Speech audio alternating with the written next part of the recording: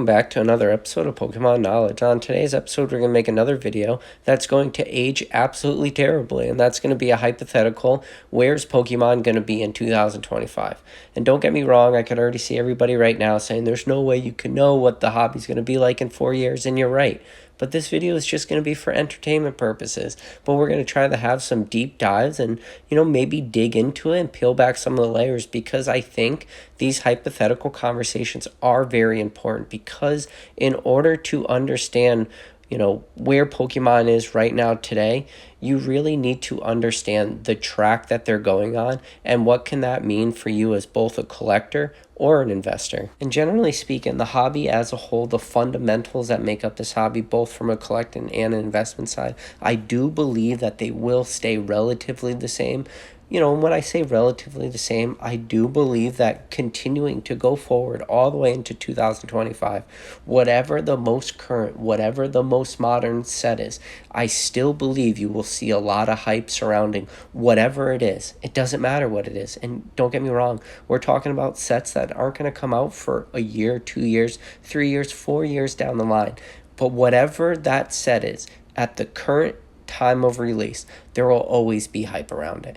And I don't think that's ever going to change from now until forever. But something very important to keep in mind too is the wave of people that enter the hobby. By that point, I do believe we will see a relatively large mass exodus.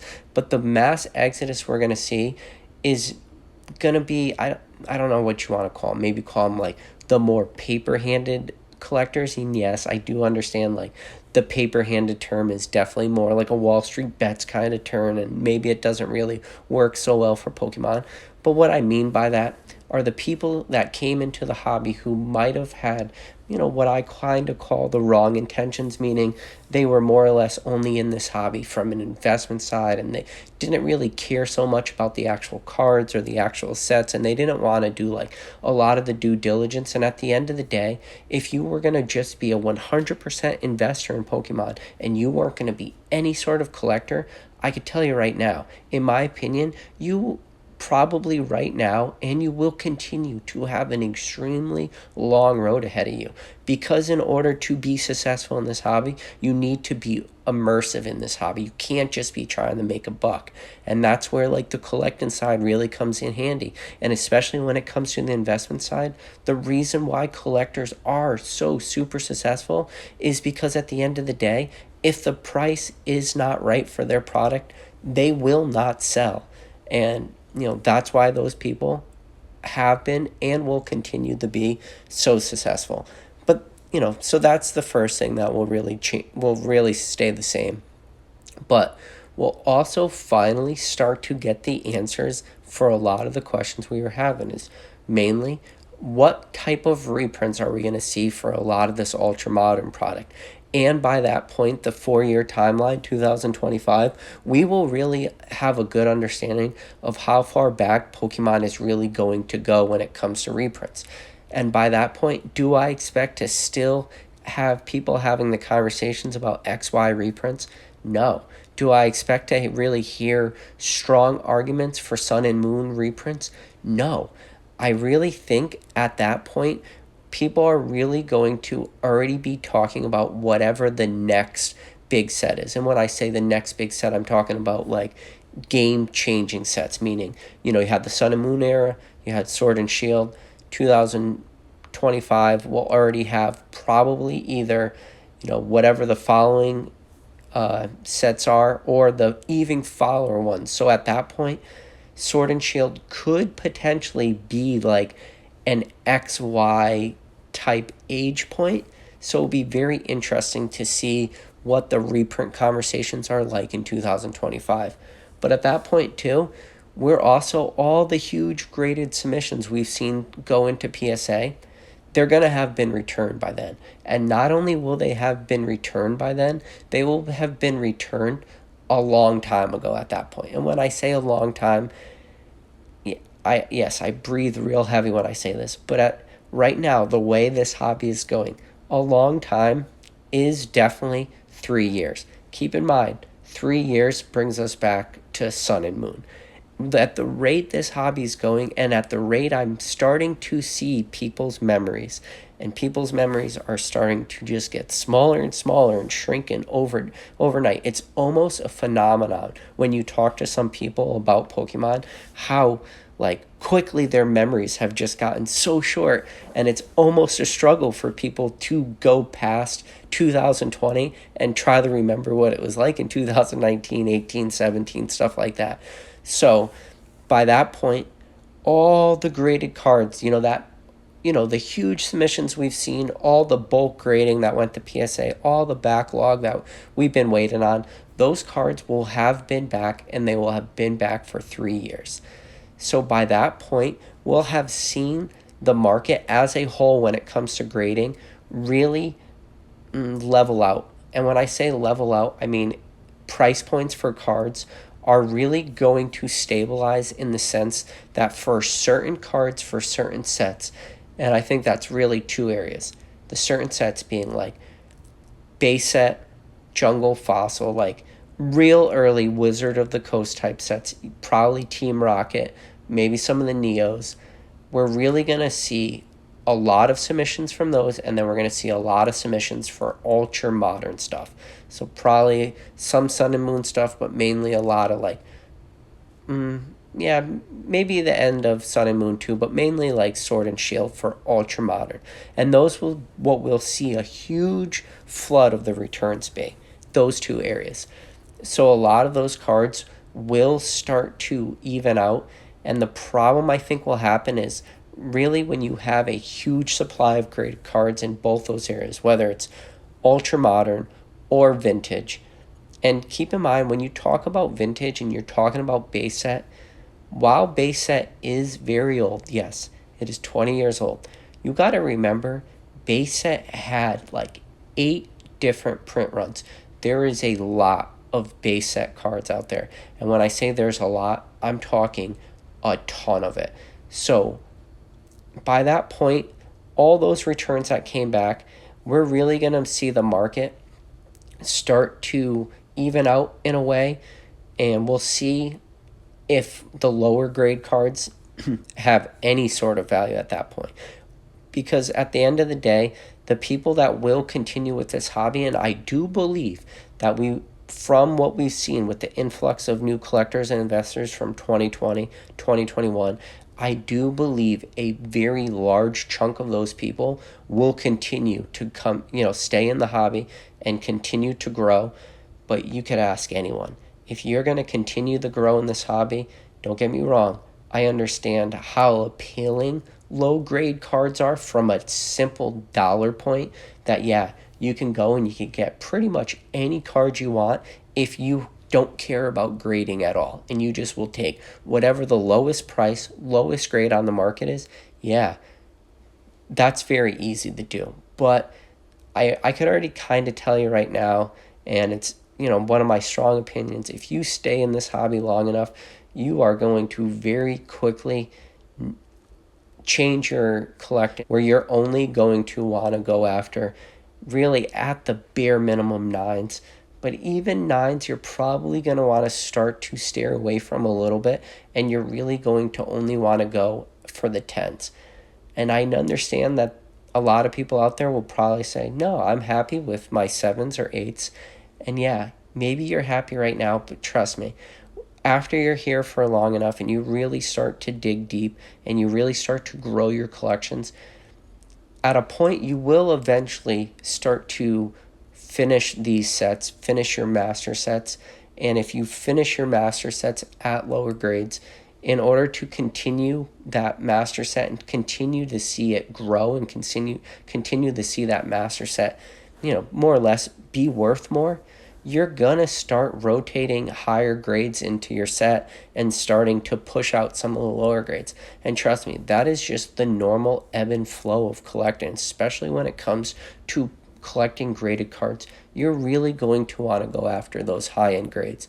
So that just goes back to that market as a whole of graded cards really starting to level out, and prices really started to I don't know, maybe not just be as super hyperinflated as they are right now. And then we'll start to see sealed vintage product really start to level out too. And I think we'll start to see it level out definitely on maybe a more of a high end. But this is a real tricky thing about vintage product. And maybe you guys can let me know down in the comments why I'm so confused by it. And the reason why is right now, we're starting to see a downtrend when it comes to sealed vintage product, meaning we're seeing a lot of prices pretty much across the board for vintage really start to drop and start to level out a little bit, which is, it makes sense, right? But my question is, why are people continuing to sell this sealed vintage product right now at these lower prices? Where were they when prices for a lot of this stuff just skyrocketed?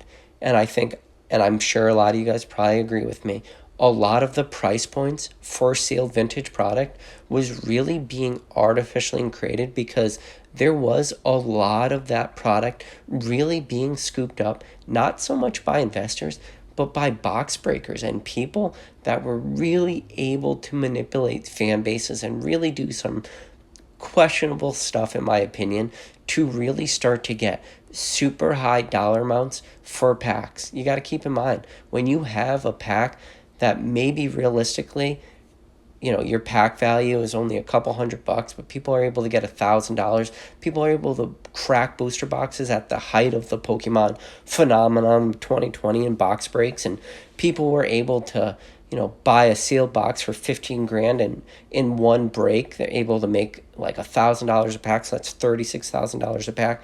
People were able to do that, so the prices for those boxes just started to go up so quickly. But my question still has to be answered. Where was all the product that is currently being sold right now today? How come those people weren't selling it at the higher prices? Why did they sit on it for so long? And now, as the prices are retracing, now they're making their product available on the secondary market. I've always kind of been confused by that. And maybe you guys know, because I always thought, okay, eventually all the lower dollar amount sealed vintage product will get eaten up. It will get bought up on the secondary market. And then eventually, given enough time, only the product that is very expensive that people don't have a huge incentive to sell, thus they're going to ask for a much higher dollar amount, that is going to be the only product left.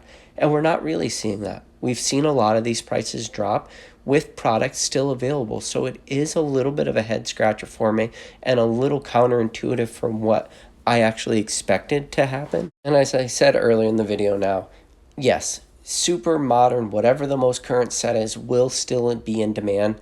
But what I think we'll finally start to see again by 2025 very easily will be a overabundance of modern product. And when I say overabundance, I mean it's going to be back to Pokemon cards on the shelves. People are probably not going to be going after modern the way they are right now. There will not be this super strong secondary market where you can go in, buy out Target, buy out Walmart, and instantly go on eBay and flip your cards for, between 10 and 20% profit. That will all go away.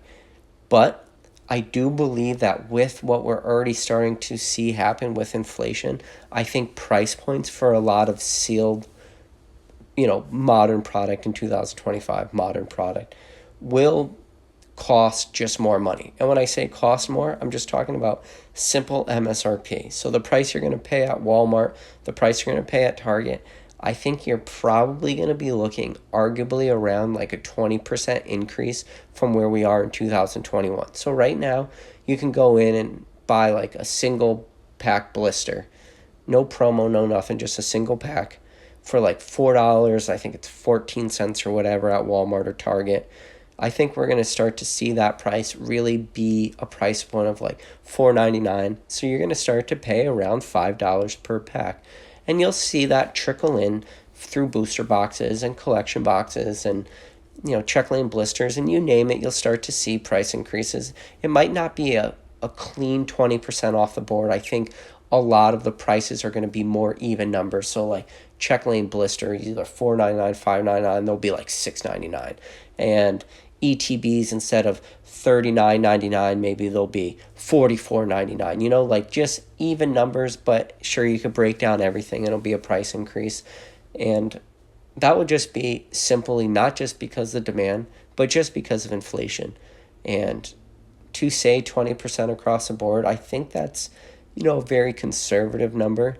Maybe at that point you could get lucky in a sense that a lot of the sealed product that a lot of people are hoarding right now, which may or may not be relatively worthless. And I don't mean worthless. I mean not worth it to sell on the secondary market, because obviously that product is far from worthless. And if anything, it's worth a lot. But you know what I mean? Like, it's not worth it to resell. So if you get to that point, maybe you can be lucky that your product might just increase due to inflation, you know, a nice solid 20%, where your booster box, where maybe you're underwater a little bit, you're going to get, you know, I don't know, $36 more for that booster box just out of basic inflation. So that will be something very interesting to see what happens. But I do believe price points in the future, 2025, will be much higher than where they are right now. And then we'll start to see people no longer have any sort of wallet fatigue. And when I say wallet fatigue, the reason I say that is because I am seeing a lot of people starting to really pull back on what they're buying just because they went so hard. And I understand the mindset, because there was that like super strong scarcity to a lot of this, you know, modern product, but it's not true scarcity, right? It was artificial scarcity created by so many different factors. So as that product is sitting on shelves, people will start to pull back a little bit on how much they're spending. They are going to continue to want to acquire different sets, like I said, but they're going to slow down a little bit. And a big reason is because I personally believe people will eventually start to run out of room. And the reason I say that is because I do follow different Instagram accounts or Twitter accounts, and people love to post photos of their quote unquote Pokemon collections. And their Pokemon collections is like a shelf or a closet, but it's all super, super modern stuff. We're talking Sword and Shield, Rebel Clash, Darkness Ablaze, Vivid Voltage, you know, Battle Styles, Chill and Rain. That's what it is. It's just super modern stuff. And yeah, maybe you'll have a couple Hidden Fates, ETBs thrown in there, Shining Fates or Champion's Path, or I've seen so many of these, like, you know, Gengar boxes that people were able to pick up at Walmart recently. All this stuff. I'm always amazed at how much sealed modern product people have acquired so quickly. And people are going to run out of room. That's simple. And I understand that a lot of people really flock to ETBs, and ETBs I'm on the fence about. And this is why. I think ETBs had a great return. I think we saw prices for ETBs really rise across the board for just everyone. Honestly, not a single one of them went down in price. But don't get me wrong. We're already starting to see now 2 different ETB artworks per set. We're talking 4 sets a year for the next 4 years. So that's, what is that? 4 times 4 is 16, times 2 is, 32 more ETBs to add to people's collections and continue that. Trust me, 32 ETBs takes up a lot of space. And that's just in a perfect world where you're not purchasing anything else. You're only picking up ETBs.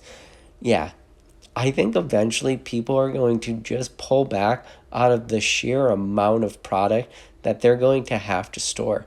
And that's why I really believe the smart investment, or the more thought out decision when it comes to just simply saving space, is the booster box. Because you're going to get 36 packs, and the amount of room, say, a booster box is going to take up opposed to an ETB over time, it's going to add up, pretty substantially if you're trying to add as many packs as you want. And when that lower price point comes in mind, you're really going to, in the future, want to pick up your packs at the lowest possible cost per pack. And at the end of the day, it's true today, and it will be true in 2025. The lowest cost per pack will continue to be in booster boxes. A lot of the crazy stuff I'm watching people buy, people buying up like, what are they, the mini portfolio binders. I've seen people with like a cardboard box full of mini portfolio binders of, battle styles or Chillin' Reign or something like that. And I always laugh when I see these photos online. I'm just like, who is this person? Who is buying these? Who is sitting on 25, 30, mini portfolios of battle styles? Like, what is this doing for your collection? I can only imagine like the logistics of trying to store all that stuff. And I think given enough time, this stuff will really start to weed itself out. And more importantly, after all this stuff is said and done, in 2025, the level of education of investors will have changed so drastically. And when I say drastically, I'm talking people will be very familiar with the current market, the history of the market. They will have really come out of 2020, 2021.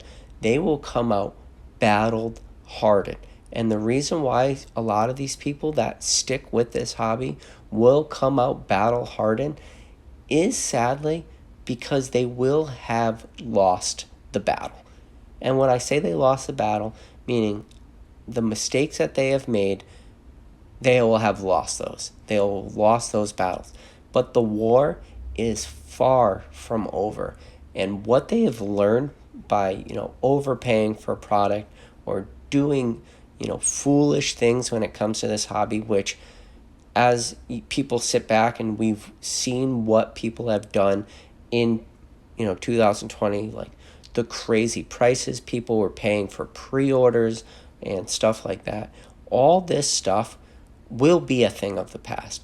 The people that make it to 2025 that were the newer collectors will be so battle hardened, and given enough time, they will eventually start to retrace back and go into the area of the hobby where I told you is as safe.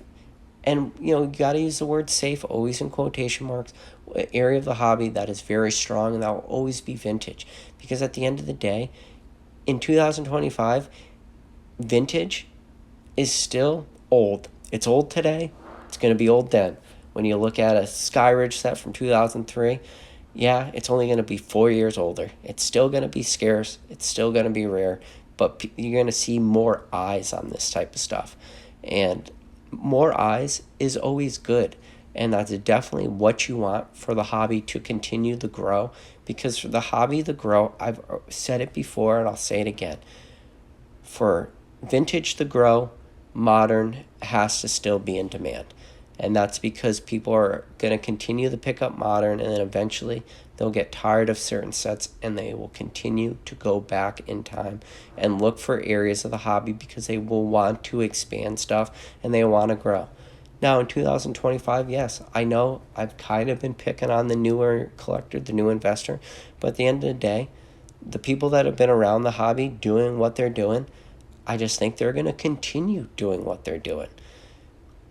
And that's not going to change either, because I don't see 4 years' time being any sort of make or break for people that have been in the hobby for 5, 10, 15 years.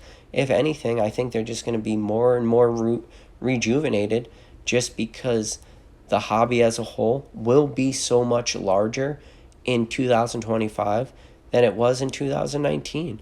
And because of that larger community and that larger group of buyers, people are just going to be continue to be excited about Pokemon, people that have been around for a long time.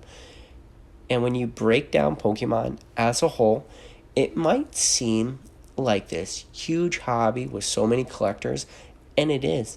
But at the end of the day, it is still a tight niche community. That's why when you go down in the comment section, you see a lot of names that you've seen a lot of times before, not just on this channel, but other channels.